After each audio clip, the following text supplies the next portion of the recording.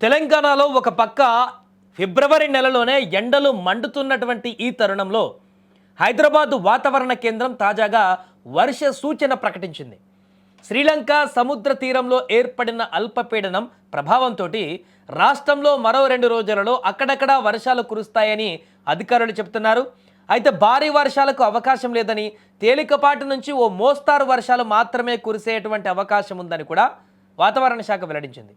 ఈ నెల 23, 24వ తేదీల్లో కొన్ని జిల్లాలలో వర్షాలు నమోదవుతాయని హైదరాబాద్ వాతావరణ కేంద్రం అధికారులు వెల్లడించారు. ముఖ్యంగా హైదరాబాద్ మహానగరంతో పాటు వరంగల్, సిద్దిపేట, ఖమ్మం, కరీంనగర్, సూర్యాపేట, భద్రాచలం సహా పలు ప్రాంతాలలో మోస్తారు వర్షాలు కురుస్తాయని అధికారులు వెల్లడించారు. కొన్ని చోట్ల వడగళ్ల వాన పడేటువంటి అవకాశం ఉందని కూడా తెలిపారు.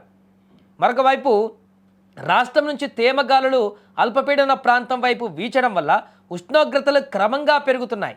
భద్రాచలంలో 36.2 డిగ్రీలు, ఖమ్మంలో 35.4 డిగ్రీలు, ఆదిలాబాద్లో 35.8 డిగ్రీలు నమోదయ్యాయి. ఇప్పటికే రాష్ట్ర వ్యాప్తంగా గాలిలో తేమ 35 నుంచి 42% మధ్య ఉంది. మెదక్ జిల్లాను తప్ప మిగతా అన్ని ప్రాంతాలలో కూడా వేడి తీవ్రతగా కనిపిస్తోంది.